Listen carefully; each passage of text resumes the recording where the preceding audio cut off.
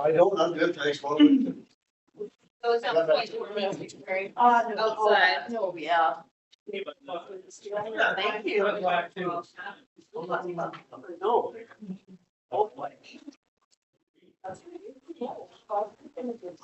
That's hard. Yes, there are two parts.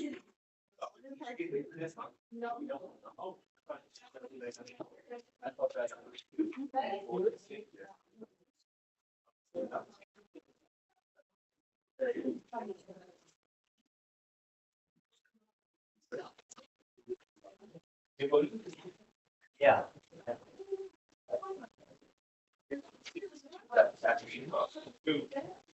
Quite fast. Yeah, that's done. Don't answer. I didn't think I was talking, it didn't have it all up, so I panicked. You know, there you go, I'm go. I bet you a bunch of snow.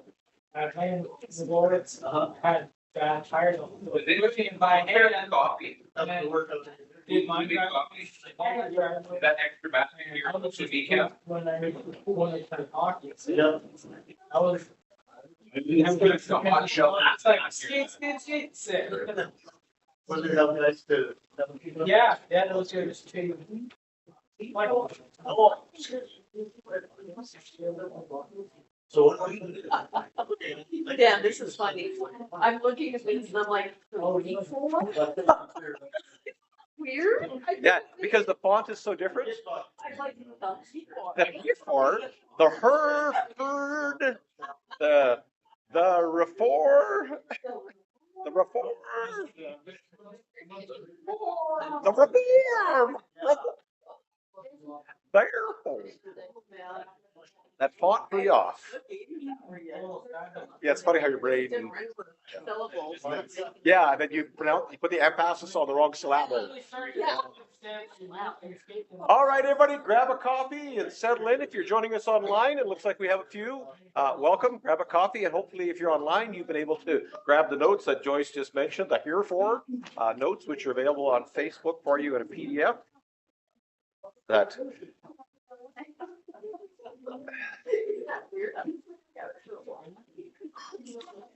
Dylan is just making coffee. So you can see our delay is over there in the kitchen. That is causing the delay. Go on without me, tell my wife I love her. This isn't the Titanic. There was room on that thing for her, for him.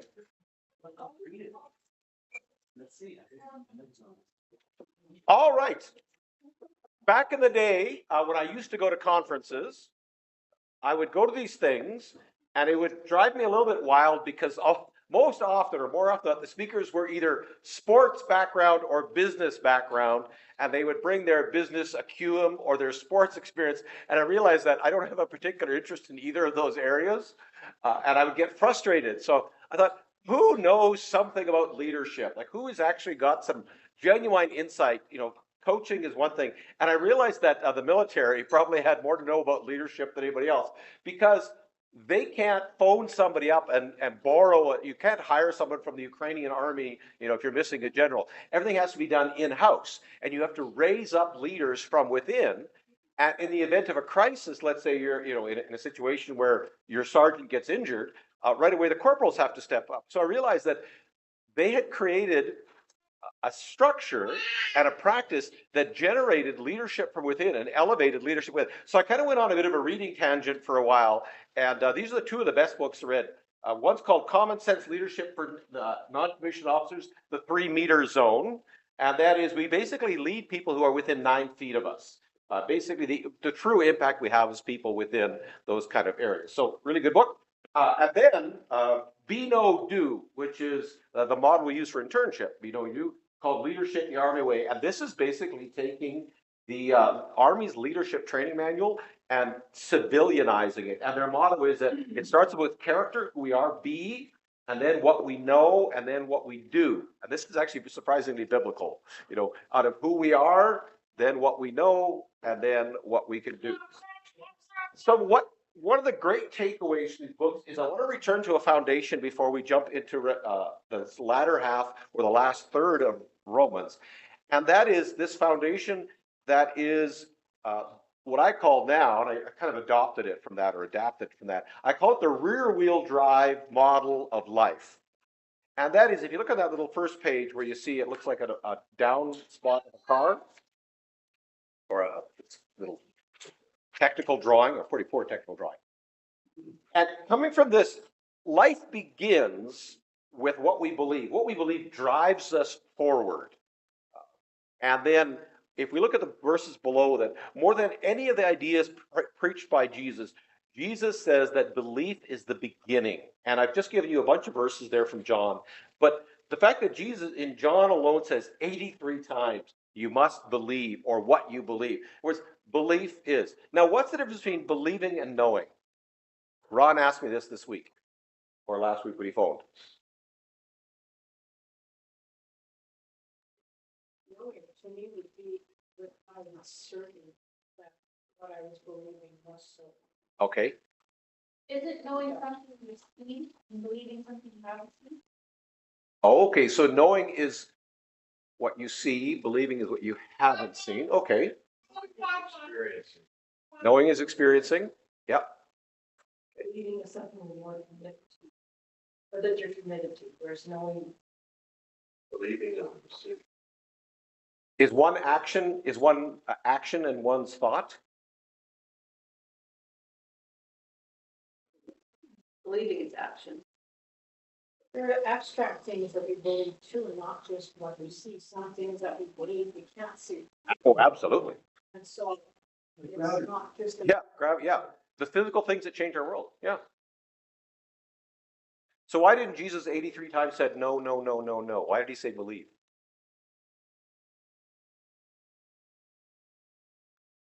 I'll leave that with you. Regardless, there's just a few. Jesus says, for those who do not accept him, he gave to those who believe in his name. Everyone who believes in his name has eternal life. And I'm not going to read them all. But I put to you that we are driven by what we believe. Now, where do we get our beliefs from?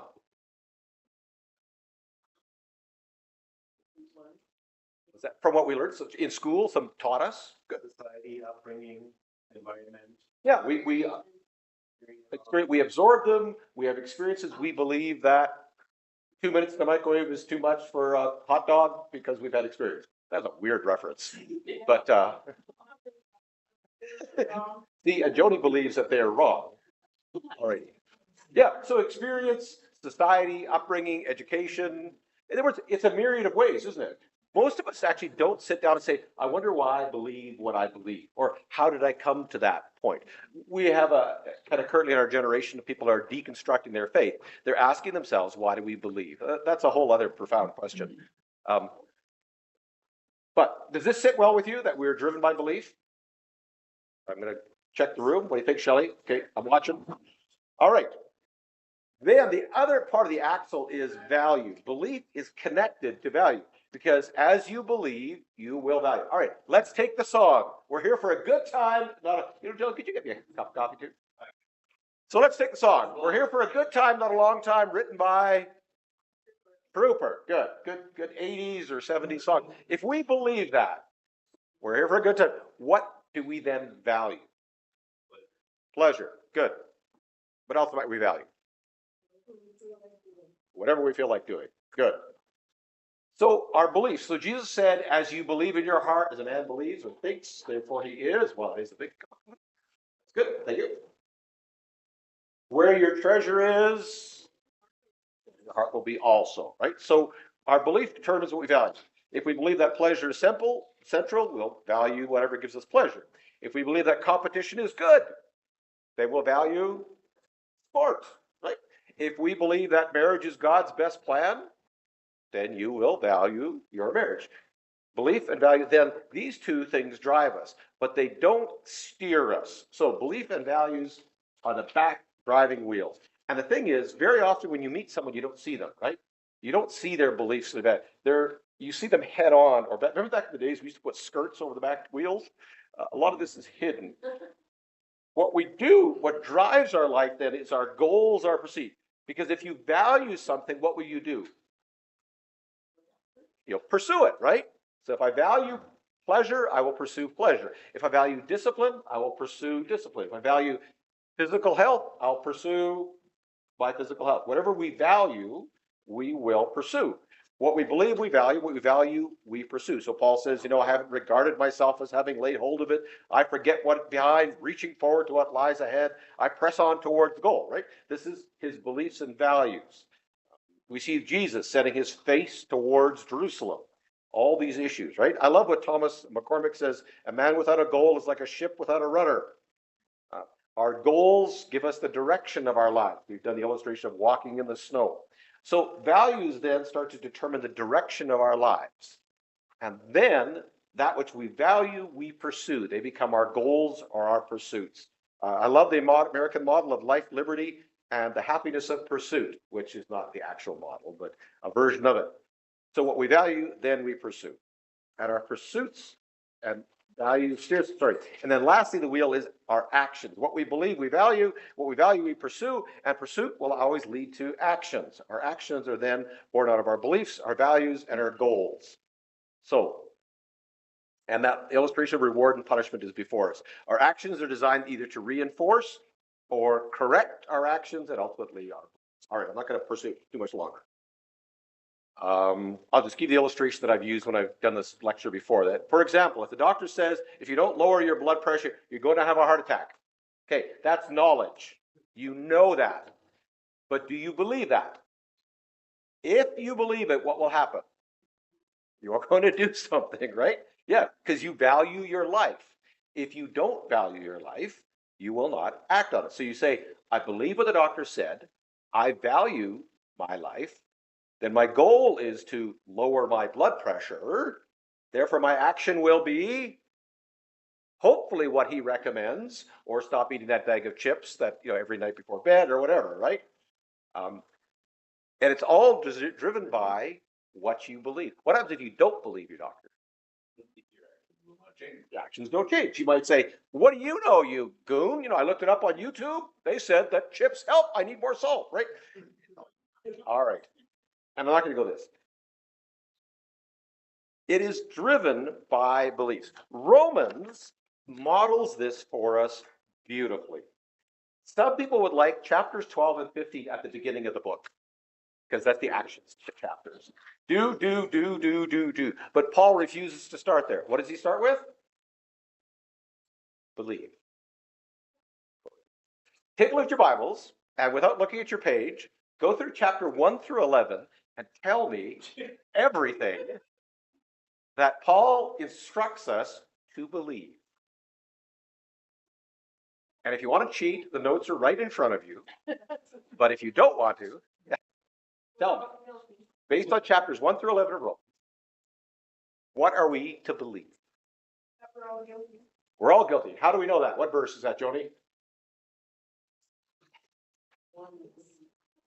That's in Romans. It does. Good. It says it in Romans. Good enough. Somewhere in the book of Romans, 3:23. there is none righteous, no, not one. There is none that seeks after God. Right? Good. We're all sinners. All right. What else are we supposed to believe?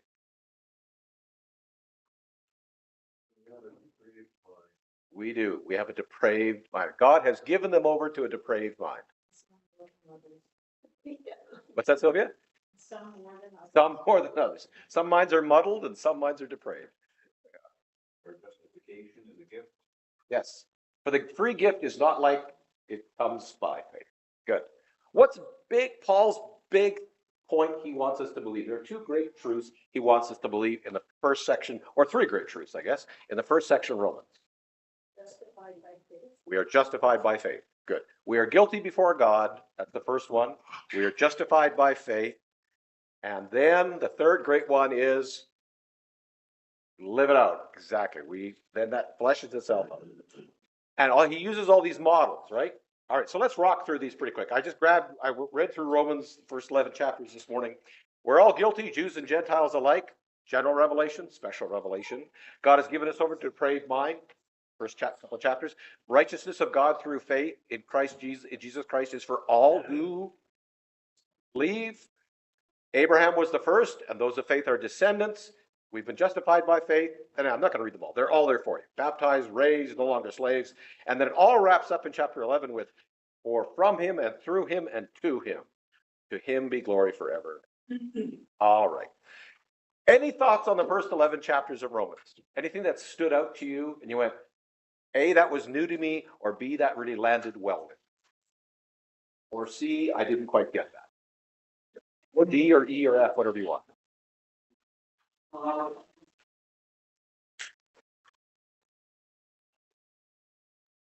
The one that stands out to me is the just shall live by faith. Yeah, we can't live by the law, can we? Yeah. Good. Anyone else? The Spirit intercedes for us. Yeah, that whole portion. Yeah, we know not how to pray, but the Spirit intercedes on our behalf. Good. I don't think that's in here. Well done, Joyce. But he is using all things to inform us. We are in the process of becoming more and more conformed, stamped into Christ's likeness. It's an interesting image, eh? Sometimes we gently become the likeness of Christ. Other times it's stamped upon us. Concept of who is Israel. What's that, Bonnie? The concept of who is Israel. Yes, by the genetics versus by faith. Yeah.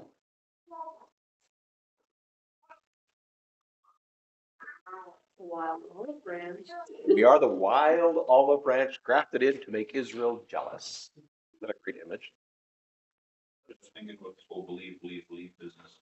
There's that verse that even says, you believe that God, you believe that God is one, and that's good because the demons also believe.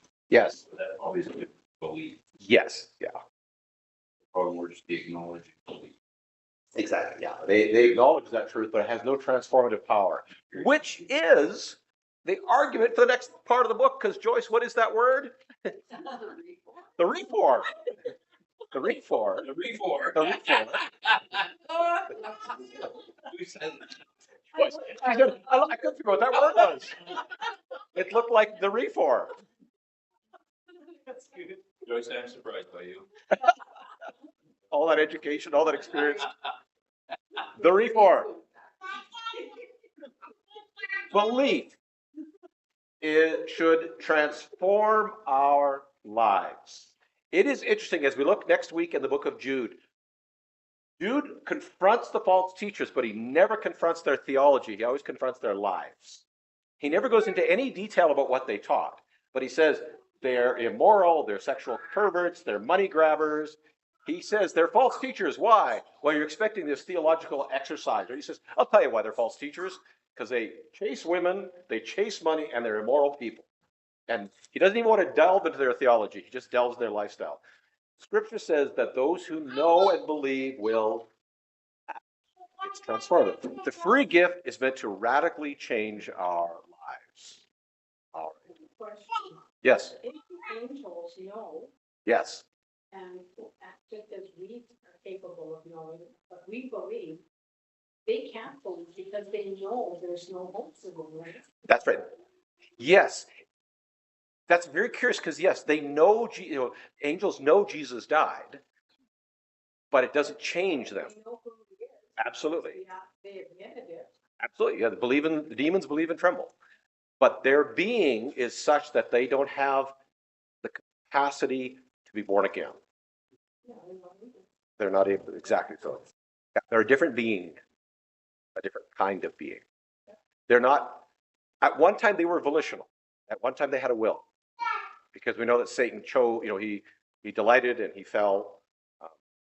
But they have lost that capacity. So that's where the Calvinists are. Angels are very Calvinist. They are doomed. We'll wait to get into Jude about the angels chained in the abyss. You get a lot. All right. Horrible to believe or existing. Yeah, where you really can't change, which makes you more and more angry. It's a really good point, hey? Good point, Sylvia. Makes them probably angrier.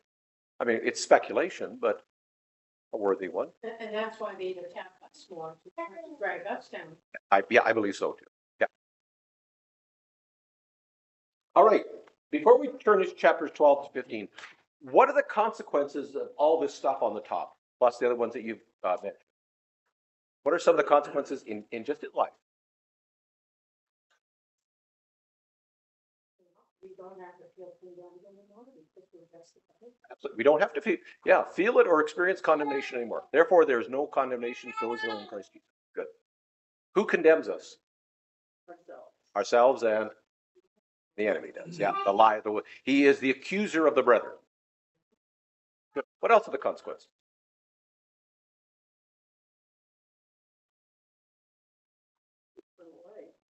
Yeah, pretty significant.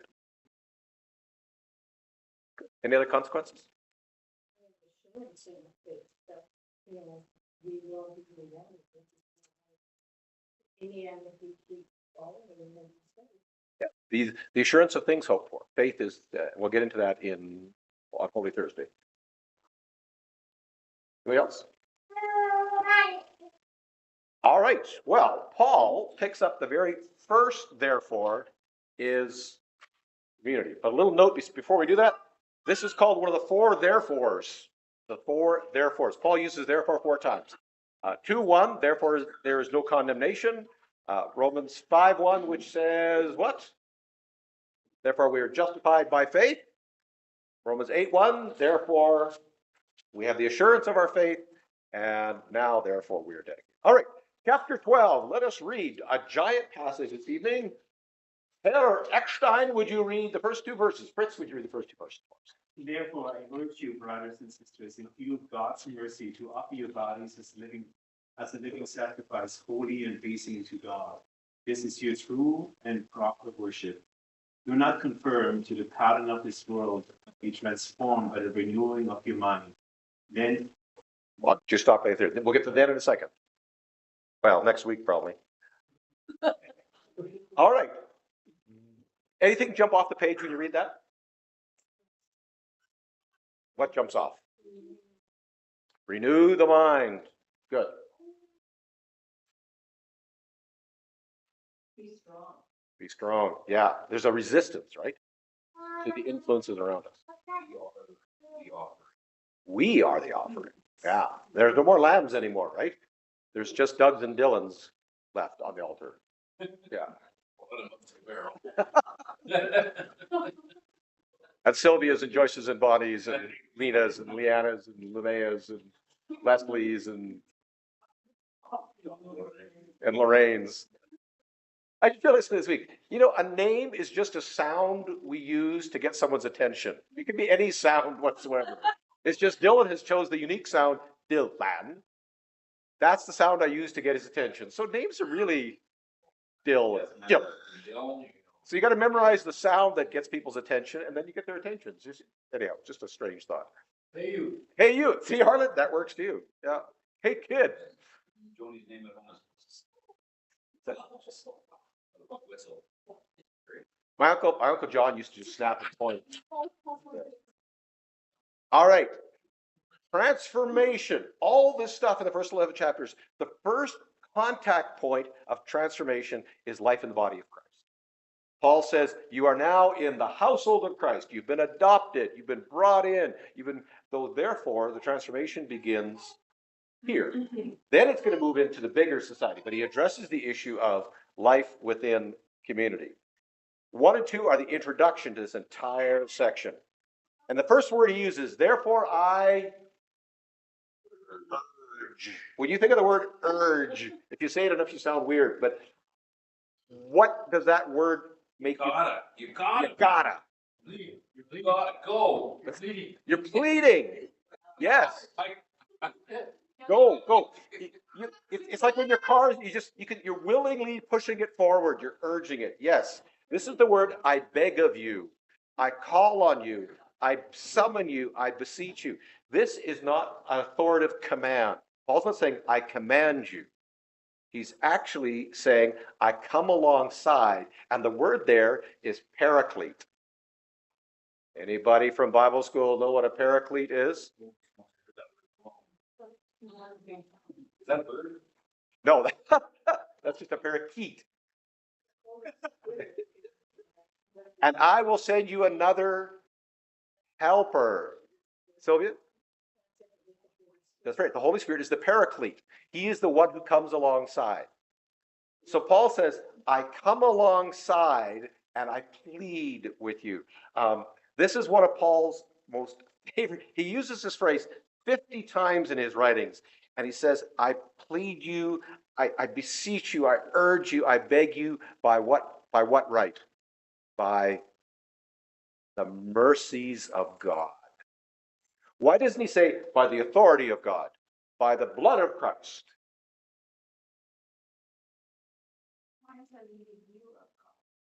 In view, very good, Joan. Excellent. And why does he choose mercy and not grace? Because God is merciful. Remember the big theme of Romans? God is merciful. Paul has a consistent image of God. God is the merciful one. And so I beg you, I stand beside you and I plead with you, because God is merciful. You should then do what? Well, first off, give your bodies as a living and a holy sacrifice acceptable to God. Three conditions here. First off, it's living. What was normally about sacrifices? They were dead. So how does our sacrifice differ? We're alive. We may be dead to sin, but we are alive for Christ. So we are actively living out this sacrifice. We are living sacrifice. It's a great image. And then what's the second criteria or characteristic of this sacrifice? We are holy. Now, what does holy mean? Set apart. So the sacrifice is set apart. So you are set apart so that you can do what?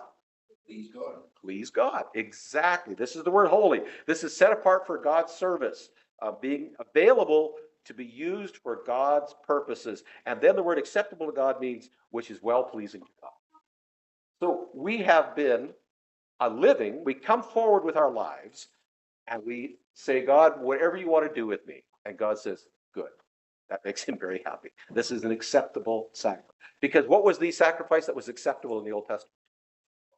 Spotless lambs, right? That's a description of us, the living spotless lambs. Why? Why should we offer our lives? What does he say? What's right there in the text? Yes, because this is your spiritual act of worship. It's interesting. What's interesting in the original text is just before that word spiritual is logical, which is or reasonable. It's literally your logical divine service. Why is it logical that we serve? Exactly, because all this other stuff has happened. If someone has given you everything, the response logically would be gratitude, right? Or a response. He who has given us life, our response logically is to give our lives. God wants the true living self, not dead sheep. Like that line. Our bodies are to be actively and willingly engaged in sacrificial service. That is the call. And who is that call for? Just pastors? Everybody, right? All of us. Anybody who's encountered the mercy of God is now responsible to do what? Offer their bodies a living sacrifice. And I'm sure there's a chorus or two about that somewhere. This is the service of worship, which reminds us all that we are all what? We're all priests. Yeah. There is no distinction. All right, so it starts with our bodies. How do we do that? How does one give their lives as a living sacrifice, an acceptable act of worship, which is your divine service, in practical terms? Good, we'll get there yet, but very good, Sylvia. I always like it when people are ahead. In our lives, what does that look like?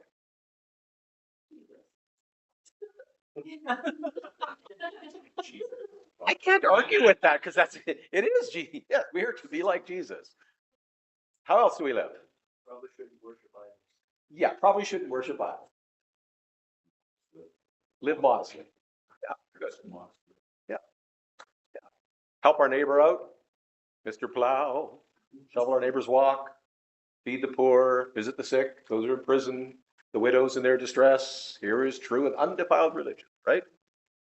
In other words, Paul's looking for, he begins with these most ethereal concepts, the lamb slain before the foundation of the world, ideas of God's foreknowledge and hardening, all these things. Ideas up here. And he says, and now in realistic terms, shovel your neighbor's walk. It's so boots on the ground faith. And he says, that's what you do with your body. You live your life in service which is your acceptable. You worship, you don't worship idols. And he says, and your mind. Now, he doesn't make any distinction between our bodies and minds. Can you disassociate your body from your mind? Your mind controls your body. Your mind, exactly, yeah. Maybe with certain drugs, you could make the disconnect there. But Paul doesn't create the barrier that was happening in the culture, because they were saying, well, your mind is one thing and your body is another. Paul says, no, your mind and your body are connected. So with your body, you serve, and with your mind, you're transformed. Therefore, all right, Joni, or your baby in there, Ethan. Do you want to read Deuteronomy 18:9 and Elena, 1 John 2:15? We might be done a little earlier tonight, by the way, because I just want to introduce this idea before we jump too far. Deuteronomy 18:9. Yeah. When you come into the land that the Lord your God is giving you, you shall not learn to follow the abominable practices of those nations. All right. What was Israel not to do? Worship other gods. What else were they not to do? Child sacrifice. Good. Think of some of the do-nots from the Old Testament. Don't commit adultery. Don't smoke or chew or. Well, sort of like that, yeah. You weren't allowed to have tattoos. You weren't allowed to cut the sides of your hair. You weren't allowed to mix fabrics together. Why were all these rules in place? They would stand up. So they would stand out, so they wouldn't look like their neighbors, right? That they weren't conformed to the gods around them. Israel was supposed to look different and not be conformed by the pressures of the culture, the pressures of the pagans around them. They were always supposed to be a separate and holy people. How have we as the church, as Christians, said, this is how we look like or act like separate and different people? What are some ways we've done? Well, in some ways, we just haven't followed with the culture. We haven't really done something different, but we haven't gone along. We haven't progressed, so to say. Yeah, we've kind of kept behind the clock a bit. But on the other hand, we're not standing out enough for the culture to be influenced by us. Good, and we'll get there, Sylvie, but you're right. Yeah, therein lies. We've kind of pendulumed a bit, right? Yeah. What else? What are some of the things that we used to be told not to do so we didn't look like the culture around us? Dance. Go to movies. Go to movies. Go to the pool. Go to the pool. Yeah. Or the pool hall. Wearing a colored wedding dress. Don't wear no white one. White's a problem. Yep, that'd be black. That's right. You're not perfect, you're not there. That's right. You're not You wear white. just wear white. Oh my. No. So what did brides wear? They were black. It's a sad, terrible day. And they wear the colored dress, like it's still fancy, but they're colored. So what did men wear? They were black too. They're fancy. So black wedding dress and black groomsmen. You wouldn't be able to tell a funeral from a wedding in here. That's kind of depressing. Song sounds sad. Oh. I mean, I wear the same suit to weddings and funerals. I just changed the tie. Marion and variance. Yeah. I didn't know that. It's quite, yeah. Yeah, I'll go, There's no yeah. laughter. Do they still do that? Yes. Yeah, oh yeah. Huh. So what did you think? No, but I mean, I wear white. But she's an admin. Very here, not. Yeah. Well, you wore a white dress. Not a good memory. Not a good Mennonite. Elena? Lena?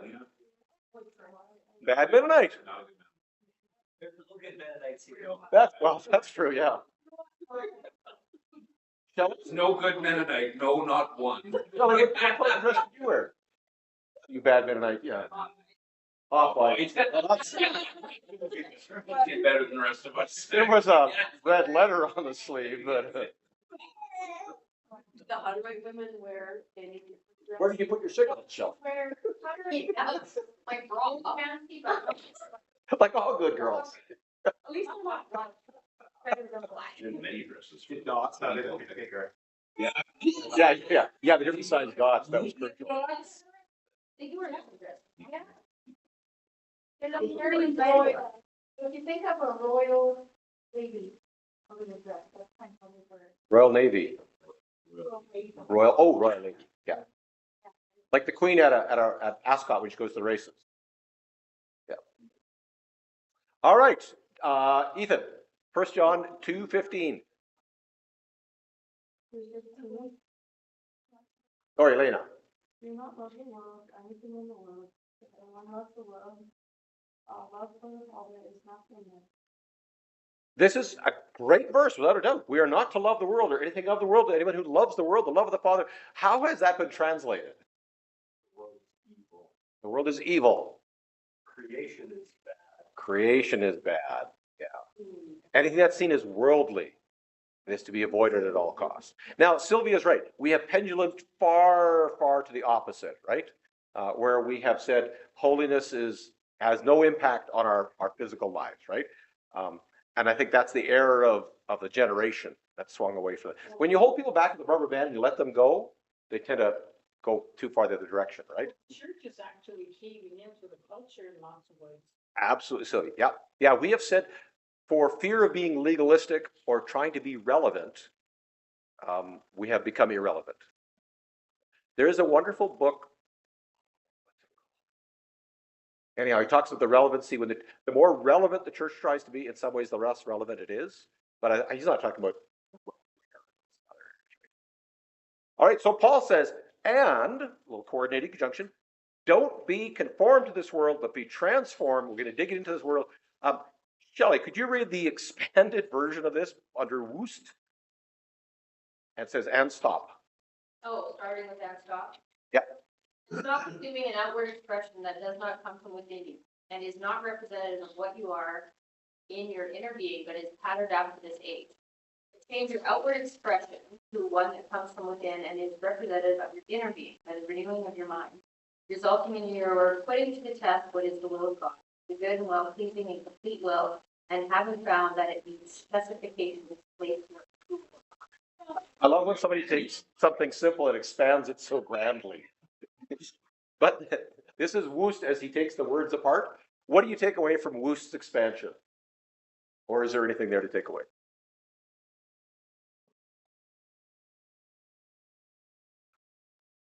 From the heart. Inward and outward should match, right? Out of the inward expression of your living being, this transformed by Christ into this new person who is dead and alive, let that flow out of you. As you think in your heart, so live, right? As we have been transformed within, so it should transform. This is. I think Joyce is going to like this. This sits well with her. Paul commands us to stop acting like earth dwellers. You know, we've got the God, the cloud rider. The image here is called the earth dwellers. Stop being like the earth dweller. Let me expand that for you. This is a term that John uses in Revelation to describe the unsaved. So when John talks about those who dwell upon the earth or the earth dwellers, that's another little buzzword or another way of saying that you are unregenerate, not born again. And so if we look in Isaiah 26:23, it says, "For behold, the Lord comes out of his place to punish the inhabitants of the earth." He's not talking about people in general. He's talking about those who are too earthly. This phrase, those who dwell upon the earth, takes on a special meaning in the book of Revelation, for it denotes or connects to the unsaved at the end who steadfastly continue to reject God. It is in contrast with those who are aliens and sojourners on the earth. Fritz, could you look up 1 Peter 2:11? Bonnie, Hebrews 11:13, and Doug, Philippians 3:20. 1 Peter 2:11, Hebrews 11:13, and Philippians 3:20. And then Sylvia, John 15:19, and Joyce, Luke 21:35. I just want to entrench this idea and show that it's not something we just made up.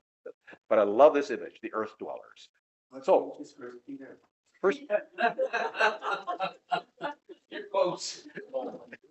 right next to 2 Peter. It's after Hebrews. That's what I thought. You're getting close. Hebrews, James. Yeah. It's I can't tell you the page number. What was the number? What's the 2:11.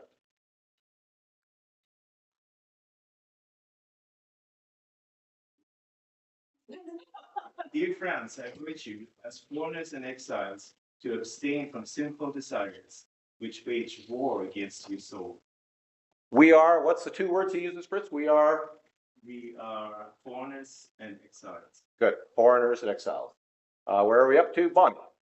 All these died in faith, without receiving the promises, but having seen them and having welcomed them from a distance, and having confessed that they were strangers and exiles on the earth. Foreigners, exiles, strangers. Doug? Our citizenship is in heaven. We eagerly await the Savior coming. The Lord Jesus Christ. We are citizens of where? Heaven. Good. Sylvia, John 15:19. If you were of the world would love its own. Yet because you are not of the world, God choose you out of the world. Therefore, the world hates you. We are otherworldly visitors, which makes us aliens. Joyce? Luke 21:35. For it will come upon all those who live on the face of the earth. Those who, they are the earth dwellers. All right, those of you who travel to foreign countries, what do you notice when you go to a foreign country? Different food. Trees. Different vegetation. It feels different, right? What else do you notice? Climate culture. The culture is just inherently different. Yeah, different animals, different plants, different language. What's that? Different clothes? Oh, yeah, they look different. Is that hard? Yeah, the climate's different, yeah. Do you feel it in here that you're somewhere strange or somewhere different, right? You just sense it. Remember the first time I crossed the border to Montana, I saw a guy on a sport bike without a helmet. I thought, I am not at home anymore. Like there's something weird. And there were casinos at every little gas station. I thought, well, that's kind of weird. You just feel it, especially if you've traveled a great deal or lived in a long time in one country and then, emigrated here from it. You just feel something different, right? Well, why? It's not home. It's not home. Because you're an alien, a stranger, a foreigner, and you're living in that. You're an expat, right? So we, as those who have been born again, we are living in the land of what? Exile.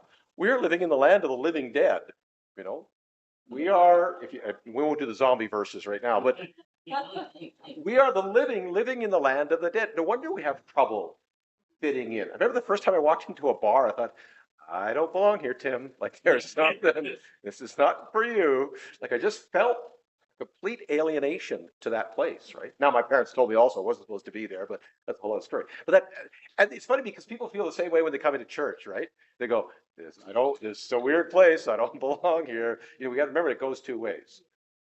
We have to be welcoming. It's like the first time I went to play hockey and leader, I went to that in the change room and I felt like I was a fish out of water. Yeah.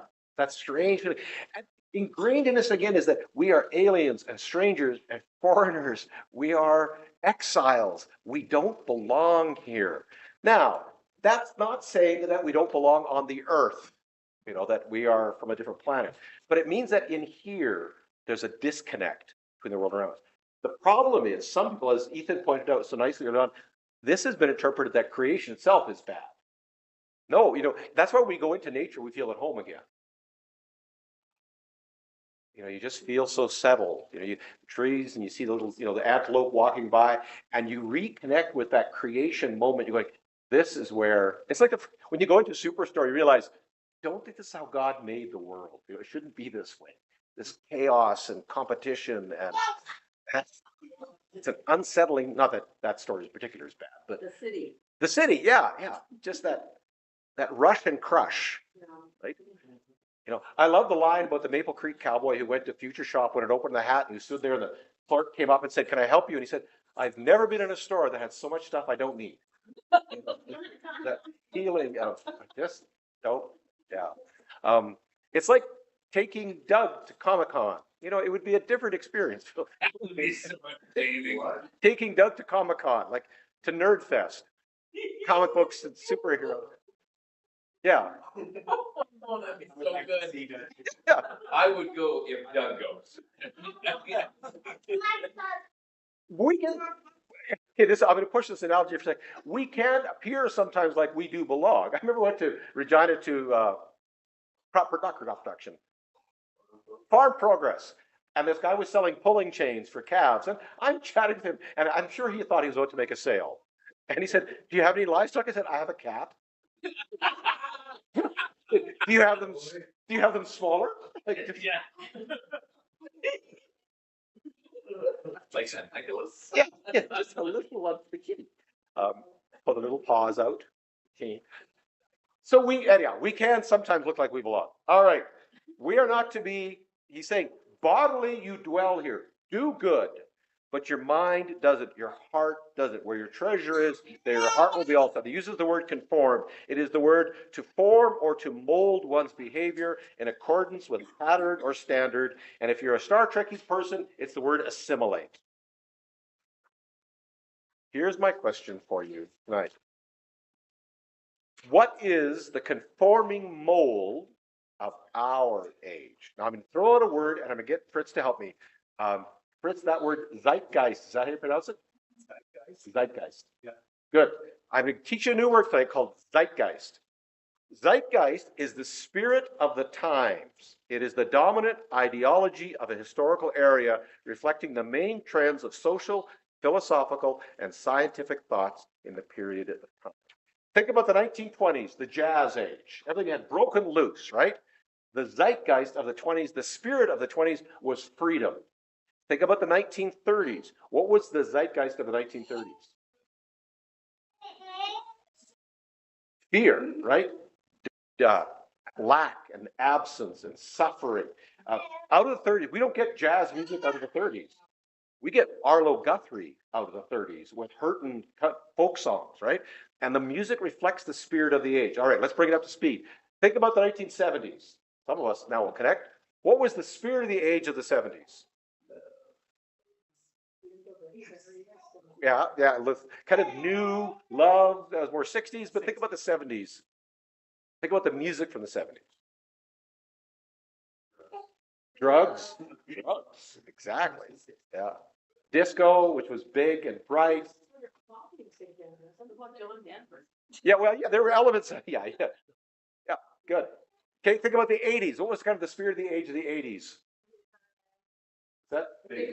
Yeah, good time. It was a very happy time. Yeah, Big Shoulders, the Dynasty of Dallas, yuppies were born, consumerism. We started getting cell phones. Do you understand this idea of zeitgeist, the spirit of the age? Is that making sense, Henry? The tone of it?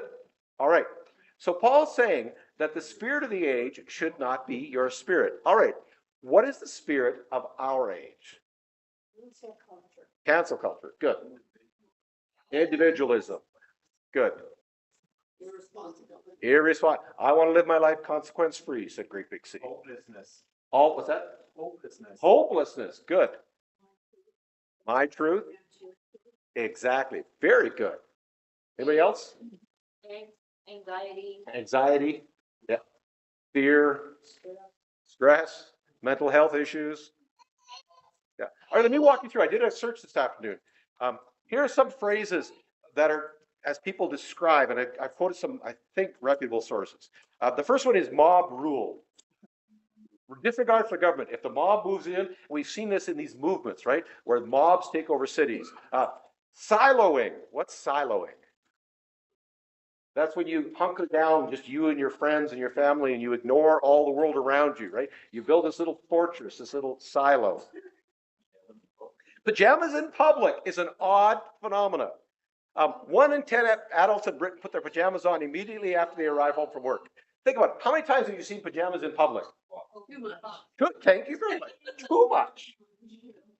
But that's part of the spirit of our age reflected in how people dress. When you see pajamas in public, what do you think? Go get dressed. Couldn't you do a little better? Could you do a little better? What does that tell you about our age? What's that, Herb? Do the walk more. You're running out of clothes.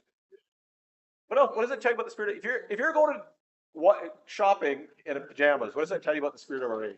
Standards have lowered. No care. You've given up. You've given up. I don't care. Crocs, people. Mike from Prop works in Winnipeg. He wears sweatpants at work. Yeah. It's like, They're slowly getting out of that, I guess. That's so weird when you drop off something at a professional shop and the dude's wearing sweatpants. Yeah. It's like you just don't care anymore. Yeah. Like, you can't take pride in your business. Yeah. And I think people don't care anymore. They want comfort, right? All right. Ulrich Beck wrote a great book called Risk Society. And he said, we are in a society that is afraid to take risks. Humans are seen as incapable, irrational, and irresponsible. They reject freedom in exchange for security. We are afraid. And when we're afraid, we want to be safe. And so we do. We get with our group. We don't want to stand out. We don't want to be different. We want to conform, right? That's this, which is funny because it's almost the opposite of individualism. But we're a society that doesn't necessarily want to take risks. And I think this is the fancy word for what some of you have already said. That is, we are in what they call now a perma-crisis. We are now in a permanent crisis due to environmental, economic, and political problems. What do you hear in the news now?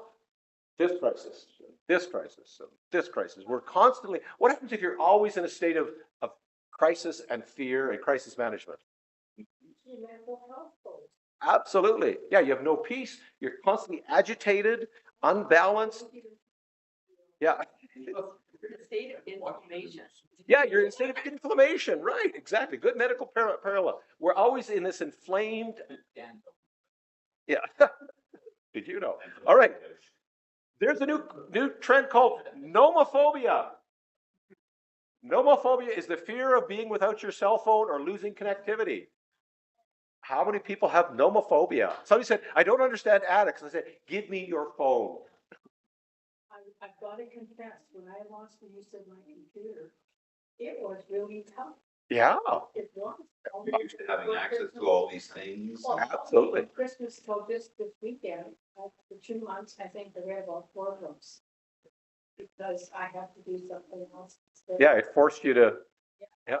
So we always want to be connected, right? We can't go and, like if you leave the house without your phone, how did we ever manage to travel anywhere? My phone, not so much, but my internet. There you go. Yeah. I'm so used to doing all the research on there, Yeah. all the assignments and everything. Yeah. We have the most technically advanced piece of hardware in history in our hand. And what do? We look up cat pictures. Like, just, anyhow, nomophobia.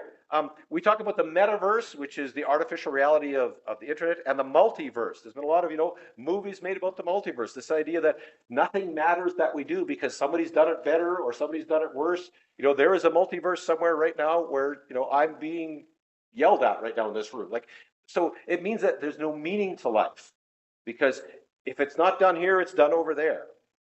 And that deprives life of its meaning.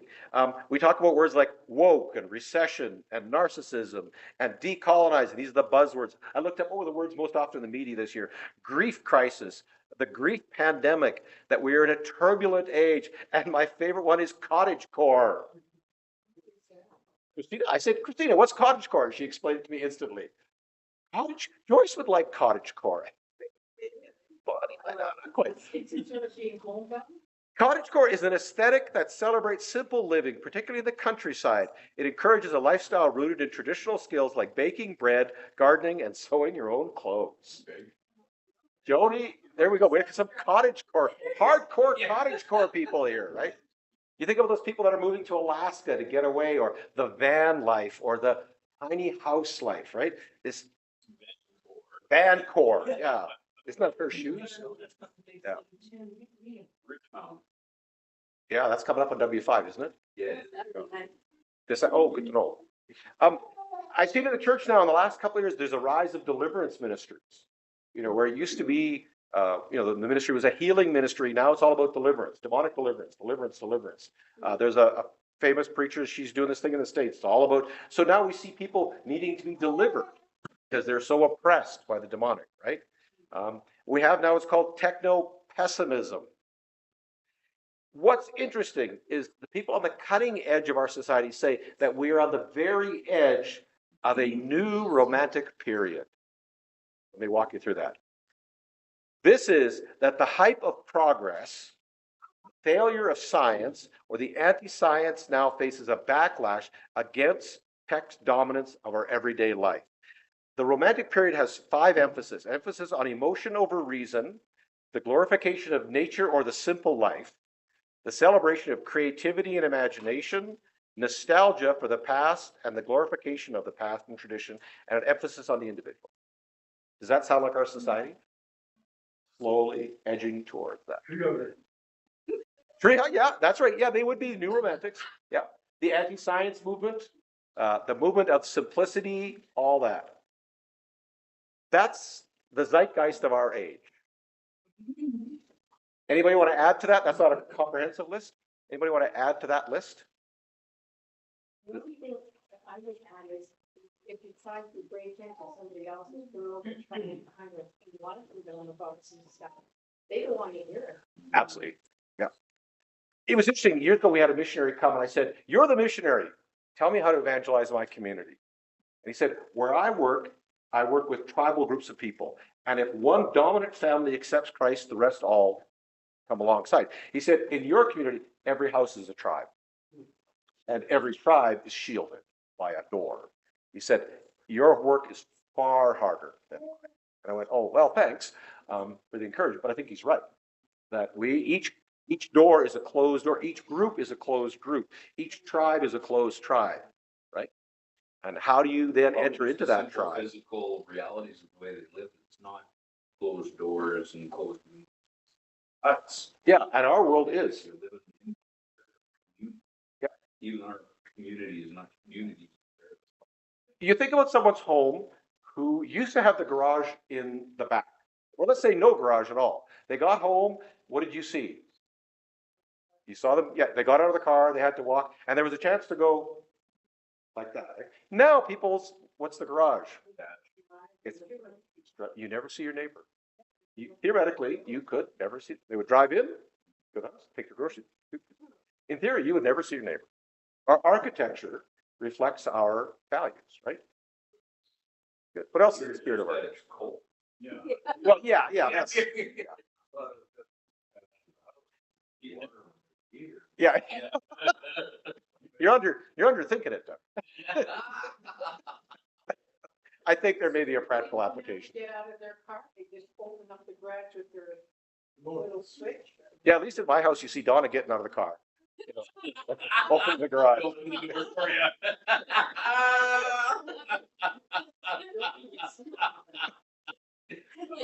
That the other day. It is. It does. I'm not. No, it's true. All right. With that, and whatever else you have in mind, how are we not to be conformed to? What can we do, or where do we see? Let me first ask you: where do we see, as Sylvia alluded, where do we see the church conforming to the world? This is not a comprehensive. I think it's valid, but I don't think it's comprehensive.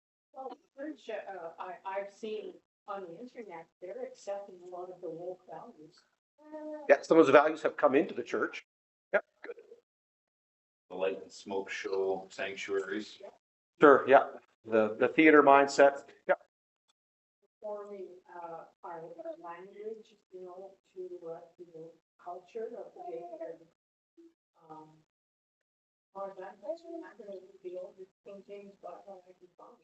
I thought you were just tired of preachers who swore, but yeah, they've got Bibles now where they're translating it and just missing out everything they don't want to believe.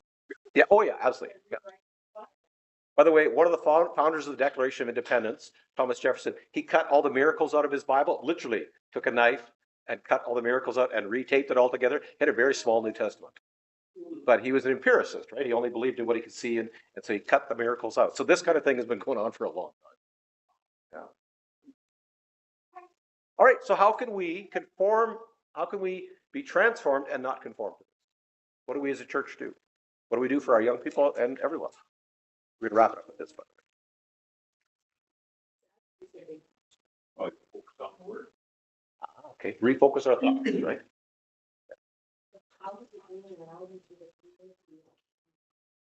Well, I use this story a lot of times, but I had a customer at the shop years ago and having a hard time on his airplane, and it kept hitting my knuckle or something. I can't remember what. He finally said, "You know what? I'm surprised. Like, if I was you, I would have been swearing by now. Why don't you swear when you hit your knuckle?" I said, "Well, what the hell?" You know, it's just that you don't do what people normally do. People notice that.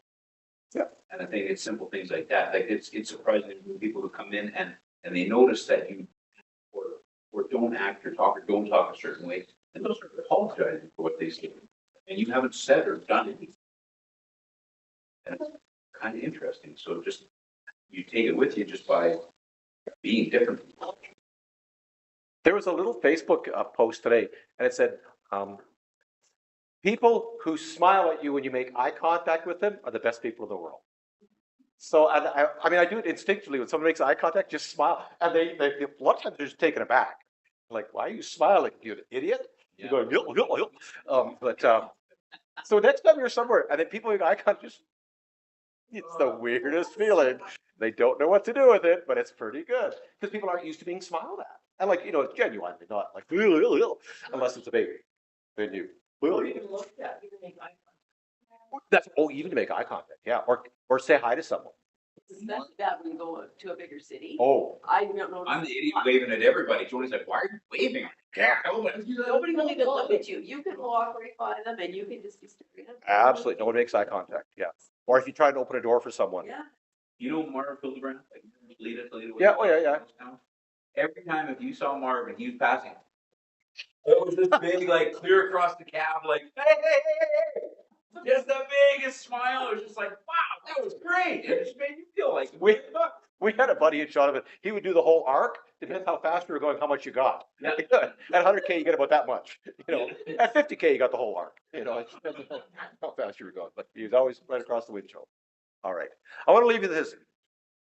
I don't mean this to be comprehensive, but I believe there's something to be said for us understanding the spirit of our age. And, we in Leader are pretty divorced in some ways or separated from the great bulk of the spirit of our age. We still live in some degree of isolation. But Scripture says, be conscious of the world around you, that it's not transforming you internally, but rather be transformed by, we'll get into what the renewing of the mind is, but don't be conformed to the mold of this age, whatever it is. And now, not all of this is bad. Right? There are some, I like the idea of pushing back against technology. There are, cottage core is wonderful. And we have to be discerning what areas of our culture we're going to resist or what areas of our culture we're going to embrace. Because there are wonderful things in our culture that are worth embracing.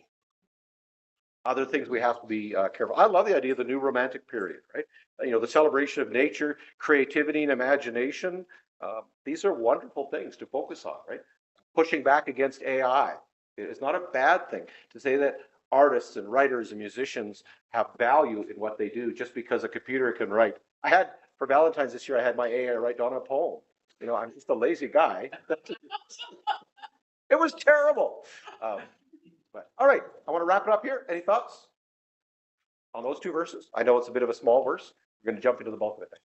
I think if you're really conscious of like, I'm doing this because you become disingenuous, Yes. right? Yes. I mean, to say I don't swear because I'm making a point to be counterculture, Yes. I think you're missing the point, I agree, Sean. Yeah. right? And then, so I think the most effective is if you think of a list, then we're back to don't wear white, Exactly. right? Because we live in a culture.